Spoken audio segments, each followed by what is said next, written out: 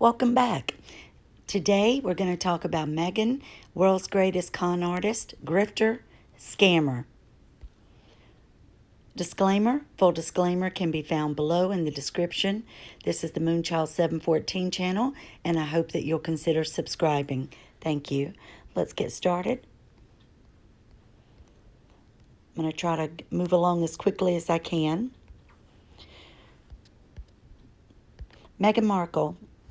Life's a riot with Meghan Markle. This is after she made her video and talking about the riots in LA and Black Lives Matter. But she was addressing supposedly the school where she graduated from and the graduating class. Spectator USA writes, "Why send in the troops when you can send in the clowns?" America stop fighting in the streets, on Tuesday morning at the bomb of Meghan Markle's platitudes washed over us like a healing drought of tear gas. Why send in the troops when you can send in the clowns? The Duchess of Malibu has released a video on her graduation address to the seniors of Immaculate Heart High School, the private Los Angeles school whose teachers bear at least some of the responsibility for launching the woke royal upon the gas-guzzling, meat-eating, racist public. The video is, as Markle says of the George Floyd riots, absolutely devastating. It's a vintage performance, the dress down, ponytail, and Diana-like white shirt, the Diana-like rolling of the spontaneously moistened eyes, the Diana-like repetition of cliches of the day, and as if she's thinking of them for the very first time. The long pauses where she is overwhelmed, speechless, but still profoundly moved by her own compassion in a sensitivity that could only be called Diana-like or Diana-light. It is impossible not to be impressed by the conviction for which the millionaire's wife of a ginger prince faces the persuasive hierarchies of white supremacy. Only a racist cop would refuse to take a knee, and perhaps a Sussex royal tea towel when hearing Meghan's tremendous account of witnessing the Rodney King riots as an 11-year-old. The bit where she's quaverly recalls seeing men in the back of a van just holding guns and rifles must have been especially upsetting for her. For all of us who's read the tweet from Samantha Markle, Meghan's sister-in-law or half-sister, that she said that on that day that happened, that the father had whisked her away, I believe, to Palm Beach, so that she wouldn't have to witness any of that. So she wasn't there for it. She may have seen it on TV or looked it up, but allegedly she never experienced anything she talked about, especially in person, or the tree that was burning or had been burnt to a crisp in her front yard. And that's by Samantha Markle. Until the media opportunity, that is the George Floyd riots, arose, Meghan seemed more concerned with lives of African elephants than those of the African Americans. During her brief reign at Frogmore Cottage, she denounced her husband's people as incorrigible racists. Though London might be mostly radically diverse city in the world, but she didn't say much about her fellow Americans. She didn't say anything about race in America when she chose to return to Los Angeles, a city whose recent history and deep inequalities are a paradigm of America's racial division. She didn't say much about race in America when she and Harry rented a fortified citadel high in the hills above the gangs and guns. There was more important work to be done. Catching a thermal from the hot wind emitted by Greta Thunberg and her end times followers, preparing for the long haul by setting up Sussex Royal brand and the Archwell tax dodge. Meghan's video is a product of placement, placing the Markle Windsor brand at the center of our digital attention. She ends with the usual exhortation to vote if you want to see change. We all know that she doesn't like Donald Trump, and she's trying to recruit people and tell them to vote against him. She's all the Californians, I would say the majority of them are all liberal Democrats, and they all tend to only vote Democrat. She doesn't say who students should vote for, but it's obvious what she thinks and why she emphasizes her traumatic memories, so-called memories, of rioting and looting. Decades of gang violence and drug dealing has blighted lives in Los Angeles, as in every other Democratic-run city. Meghan Markle is endorsing the candidate of law and order. What the papers don't go on to say is the alleged criminal rap sheet that Mr. Floyd had. In one instance, he walked to a lady's home under a false pretense, got into the home. A pregnant lady was there. He held her at gunpoint with a gun pointed at her stomach while he let 3 other men in the house, and they robbed her. She was left unharmed but traumatized by what had happened. But there were other things in his rap sheet that people failed to mention. His killing was a terrible tragedy and should not have happened. Allegedly, he had worked with a man who did kill him at a strip club, and he knew him for 16 years. So we don't know the reasoning yet behind that. I'm sure that'll all come out later. And we also didn't get to see in the video what happened prior to his being arrested and so forth. So that'll be interesting to see. Again, no one's life should be taken from them. No one should be killed. But I'm just saying that we can't put someone up on a pedestal that has made a life out of being a criminal and who has been to prison for crimes. I don't believe you idolize someone like that either. It's no different than idolizing someone in professional sports for them to have a terrible past and forgive them of what they've done just because of the amount of money they make. In the title, Grifter, a person who engages in petty or small-scale swindling, can also be large-scale. A scammer, a person who commits fraud or participates in a dishonest scheme. Scammers are preying on people's good intentions. Someone who wanted status, who wanted to marry an aristocrat, who wanted to marry someone of wealth. She was scamming. Even when she referred to her diary, and it was said that how much Harry cared about her and that he loved her. She thought he loved her, but how did she feel about him? How do you know if somebody's conning you? She's a con artist. They're too good to be true. He thought Meghan was this person who was a humanitarian, someone who could do well in the public because of her actress background, that would be able to get along with her family and do the job as other women that he had loved were not able to do or didn't want that lifestyle. Trust in your emotions. If you feel something in your gut that tells you something's not right, then 99% of the time there is something wrong. Time pressures. Someone who pressures you to do things, like when Meghan pressured Harry that they needed to leave. I think she knew the con was up and people were coming around. Public opinion was against hers. She attempts to control.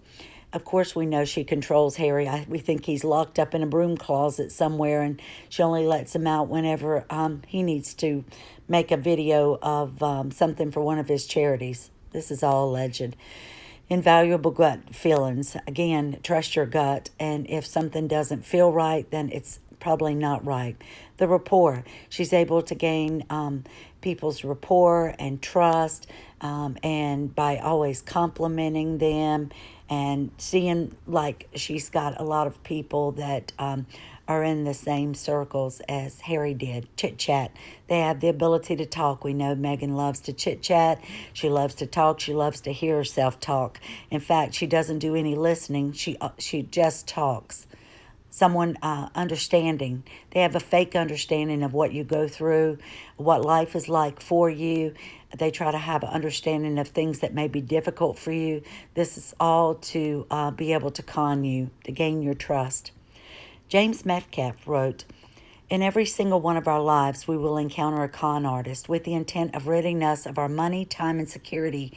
The only deviant act in society with the word art in it is con artists, and they're smart, and they tailor their whole practice to going against our better judgments and winning over our trust. This makes knowing the warning signs of such scamming all the more important. And I'm not going to read every word of everything. Too good to be true. Meghan was too good to be true to Harry, but he thought she was the one. If a person promises something to you completely out of the blue and with no indication that you actually want the deal they're offering, that's possible indication that you're being conned. Con artists will do everything they can to get you to like and trust them, and an offering of an unsolicited promise is one of the most common tactics they use to make this happen. Trust in your emotions. People use research and other evidence beyond their own suspicion because it would rather be trusting, open, and positive. But even if you can't find any evidence other than the fact that something doesn't feel quite right, don't move forward, don't move too fast. To disregard that feeling. Psychoanalysts use their feelings more and more in treatment, learning to trust all of the information and those emotions provide. Don't throw your emotions away. They are valuable. Time pressures. If you feel like you've been pressured for time to make a decision, it's most likely a bad one. Any smart decisions have to be made over time. If someone is asking you to think fast, you should be wary and reconsider what they are gaining from this versus what you are losing. Like when Meghan wanted Harry to leave and he was having to give up everything he had ever known and his military honors and not be able to do that anymore. He should have thought about that more, but that's the way Meghan does. I believe she felt like everybody was on to her, including the royal family, and she knew things were going to start coming out about her, especially with these books coming out. And she knew she was allegedly helping Omid Scobie and Carolyn Duran. They attempts to control. If someone isn't listening to you when you say no, they are trying to gain control over you. The best thing to do is walk away. You can't have people like that in your life. Invaluable gut feelings. The number one tip I always tell people is to trust your gut. If you have a feeling that something isn't right, then something isn't right. Your brain can process so much information that the conscious part of your brain can't process. Usually, you will think of things after the fact and think, oh, I should have realized that. You feel uneasy about something for a reason, so trust yourself. The rapport. One sign to look out for to know if you are being conned is when someone you don't know tries to make up a shared experience that doesn't exist. While charm doesn't always mean you are being conned, it is a tactic that is used by the con. They try to pretend to sympathize with you and whatever your plight is, and especially if you've went through something difficult. So if a con artist gets the feeling that you're unsure of their tactics, they will often make false promises that are completely unsolicited. Chit-chat. They have the ability. One sign I noticed when I had a couple try to pass $2,800 worth of fake $20 bills was that they were exceedingly chatty, as if scared to complete the sale. For about 20 minutes, I kept thinking in my head, when are these guys going to pay and take the ring? Understanding. Never invest in anything that you don't understand. In a prison interview, Bernie Madoff had the nerve to actually blame his victims for their plight when he said that anyone who looked into what he had said that he was doing would have been able to see it was impossible to achieve. We'll talk about Bernie in a moment. We often don't want to appear to be unintelligent, and so we don't inquire enough for explanations of a particular investment. Scammers will take advantage of that. Trust no one. Trust me, you can't trust anyone. Too often we trust scam artists, the only criminals we refer to as artists, who take advantage of the trust to swindle us. Sometimes it is because they appear to be credentialed authorities. Other times it may be a matter of affinity fraud where we trust someone merely because he is like us. The affinity may be a religion, a nationality, a fraternal organization, or any type of affinity. What is a grifter? A politician calls out grifters. If there's one type of person that you don't want to trust, it's a grifter, someone who cheats others out of money. Grifters are also known as chiselers, defrauders, gorgers, scammers, swindlers, and flim-flam, in this case, women. We know that she's woke. What is that meaning? Let's go over that again. Woke, as a political term of African American origin, refers to a perceived awareness of issues concerning social justice and racial justice. It is derived from the African American vernacular English expression "stay woke," whose grammatical aspect refers to continuing awareness of these issues, as with her recent speech to talk about support for Black Lives Matters. What is a snowflake generation? And I believe these are some of the sugars that follow Meghan. The term snowflake generation was one of Colin's English 2016 words of the year. Colin derives the term as the young adults of the 2010s viewed as being less resilient and more prone to taking offense than previous generations.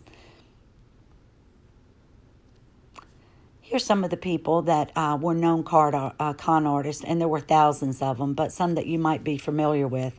Santee Kimes. This was a woman. She was convicted of fraud, robbery, murder, and over 100 crimes, along with her son, Kenneth Kimes Jr. David Lamar, a.k.a. the Wolf of Wall Street. A movie was made about him, and so was The Crimes. A movie was made about them. Very interesting. David Hampton, an American actor, an imposter who posed as Sidney Poitier, the Black American actor, posed as his son, David, in 1983, which inspired a play and a film entitled 6 Degrees of Separation. Lou Pearlman, former boy band impersonato, convicted for perpetrating a large and long-running Ponzi scheme.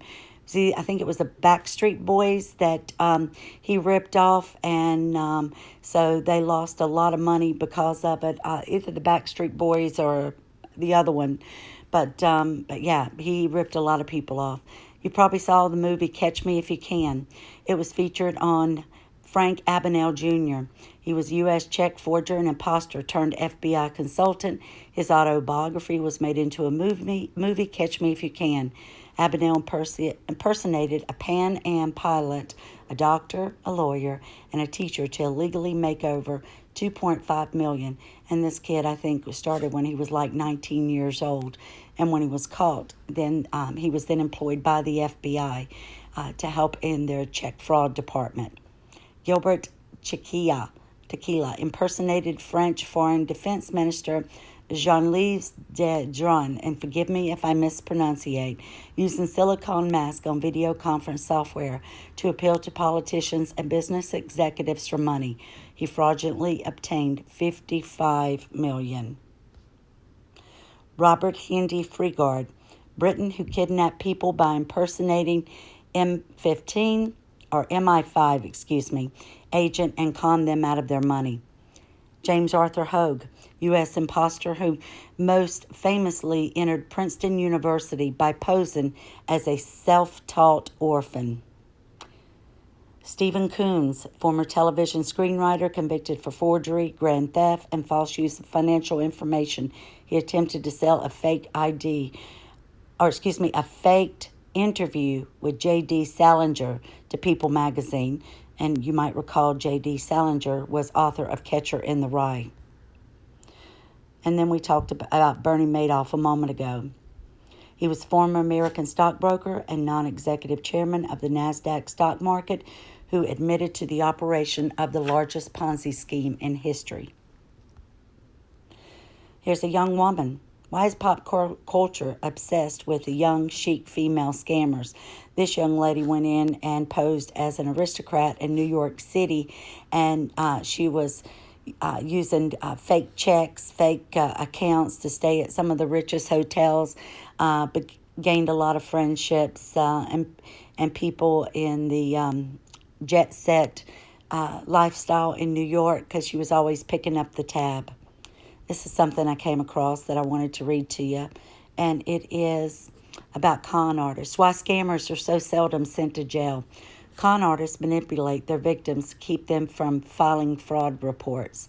Shame, guilt, and fear. Why victims don't report fraud. And I was thinking a lot about Harry when I read this, and also the royal family. Shame, guilt, and fear. Once a con artist has completed his scam, he will yank the rug right out from under you. Suddenly, without warning, you have to come to terms with the fact that you have been taken to the cleaners. The effect is devastating, and it was planned to be. From the very start of the scam, you are kept just slightly off balance so that you feel you must cling to the con artist for support. During the entire manipulation, you are being emotionally positioned so that when the con artist disappears, you will feel as if you have been pushed off a merry-go-round. In effect, you were. You are suddenly left without the rudder in whom you believed with all your heart. To admit you were wrong can be emotionally shattering. You are left reeling and alone, and the voice inside your head yelling, "What have I done?" Dignity and self-esteem are gone. It's replaced with shame, guilt, embarrassment, and anger, usually self-directed. You think I'm going overboard with this description? Well, not really. Not only have I been there, this writer writes, but I get letters from victims every day, and that's exactly how they feel. At the bottom, why don't victims report fraud? Many don't know where to turn. They don't know where to file a report anywhere. Many have been so distraught that they contact every agency they think of, which has no effect at all. Many are extremely upset when they try to talk to law enforcement and end up merely sounding hysterical. No clear story emerges, and they give up without having given the police anything to go on, and it continues. Many have been threatened in one way or another by the scammer and afraid of retribution from either the con artist himself or law enforcement. What if Meghan has blackmail the royal family or Harry, or she has information on them? It could be in her diary. It could be anywhere that she's using against them to get them to go along with her the way they have so far. If anything, she's been given and catered to more than anybody else that's come into the royal family. And finally, the majority feel themselves to be damn fools and are not about to make it worse by going public. They just can't bring themselves to admit that they've made a mistake. They cannot bring themselves to admit that they've been set up by a scammer. How con artists set up their victims. If you've already been on the part of the tour, go to the next section. But what if, Harry is so embarrassed by what's happened to him? And I found this an interesting article. And this was Inc. Want to spot a con artist and avoid their scams? A Harvard psychologist says to look for these.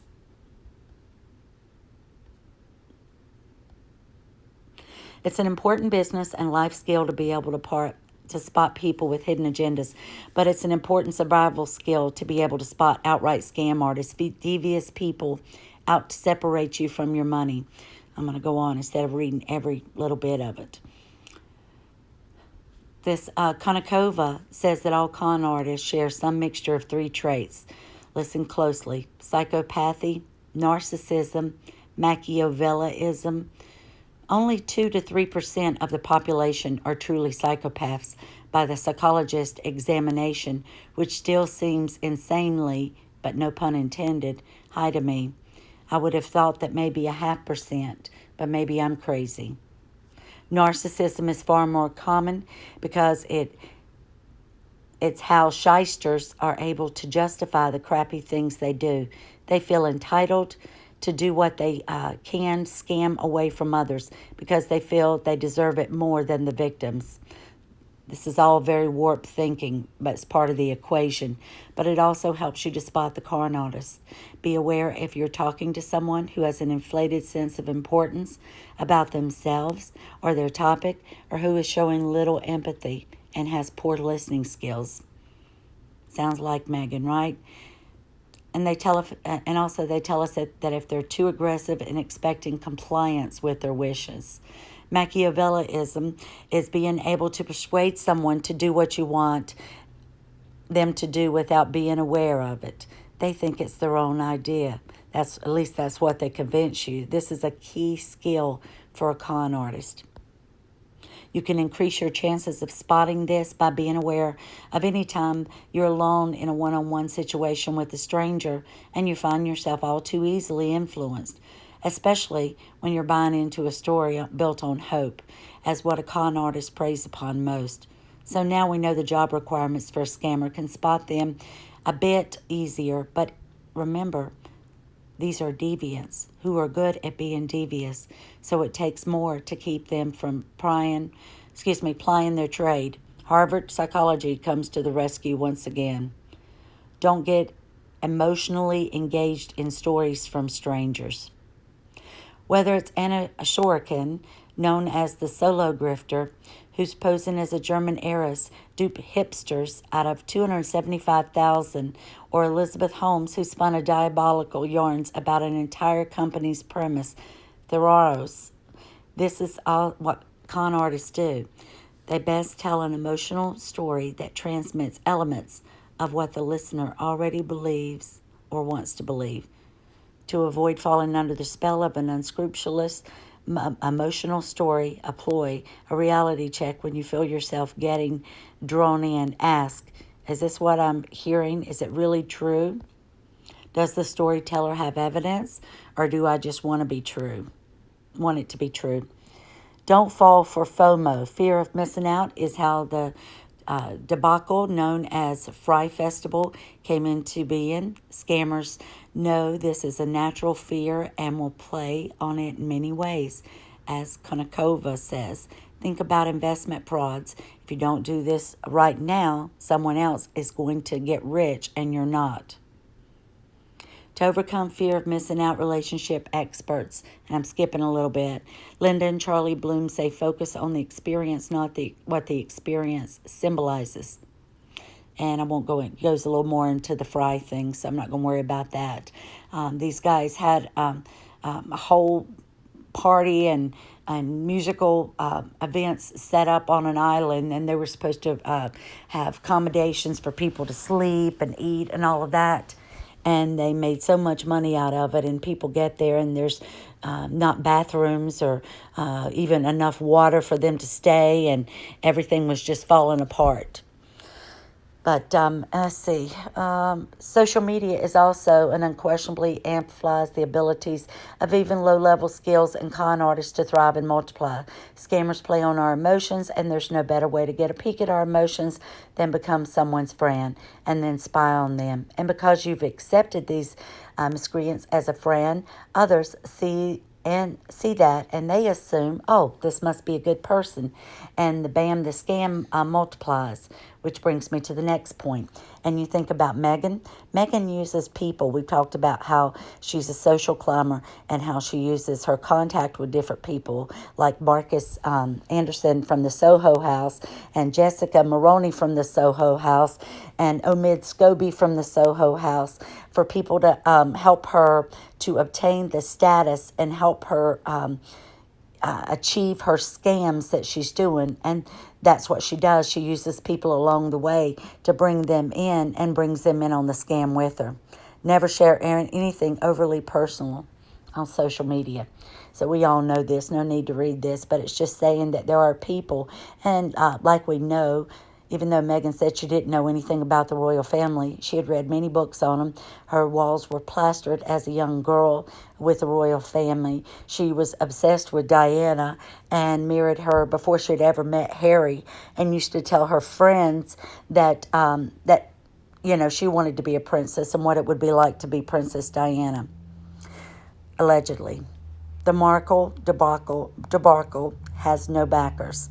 So one of the main conspiracy theories that came about with Meghan Markle debacle is the theory that Meghan Markle has a series of backers, which is how she managed to get as far as she has, and a belief that someone will lead her to someone else, which will lead her to someone else, and she tries to win these people over and pretend like she loves them as well.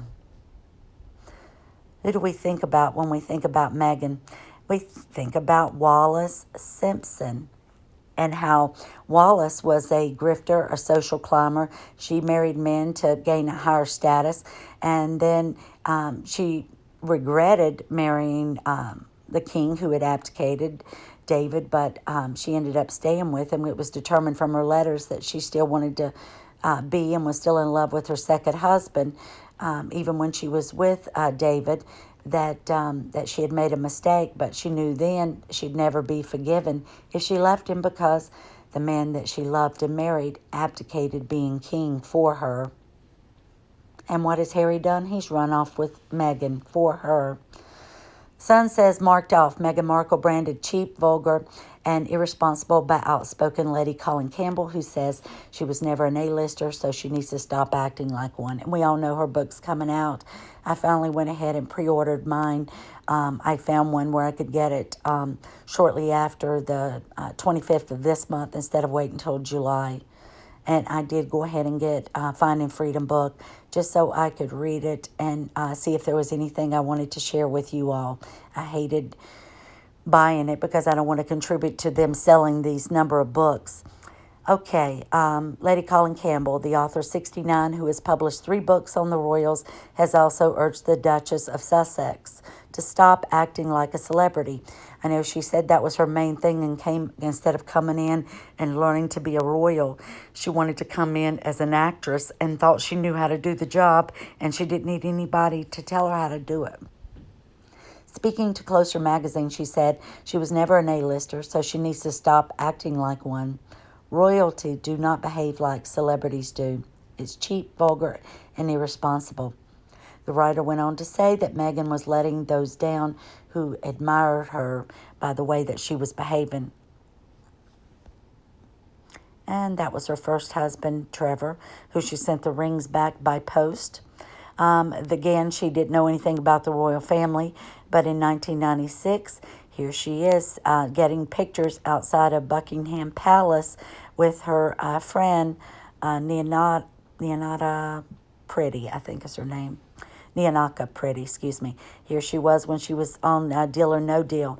And it was also said that she was allegedly let go from this because you can see the bald-headed man in front, which is Harry. Name just escaped me. Howie. That she was allegedly getting close with the star, Howie Mandel, and some other executives in the back, and they felt like it was time to let her go. She was playing up to them, if you understand what I'm saying. September 2017, we know this is when she came out, first appearance at the Invictus game, and this is when she was love bombing Harry, and he thought she was this sweet, innocent person that he was just so in love with. And after they come out and they're doing the public interview, I love how she's got that engagement ring on front and both hands are clasped around him, because what she's saying to herself, I've done it. I've conned him. He's going to marry me. And this is just my view. I think she pretended to be pregnant before he asked her. And I think he asked her. And I think she may have had a miscarriage. And I think she was told she probably wouldn't be able to carry a child. And that's why she had a gestational surrogate. Although I'm still not sure it's Harry, that Harry's the father. I still think that Marcus Anderson can be the father. Again, this is all allegedly. This is all just an opinion. I'm not saying it's true, but that's what I think. Oh, she really conned this family and what Harry did, and they accepted her, loved her. Look at the way Meghan is looking at Prince Charles. I believe she either had a thing with him or she talked about it in her diary that he flirted with her and that he liked to touch.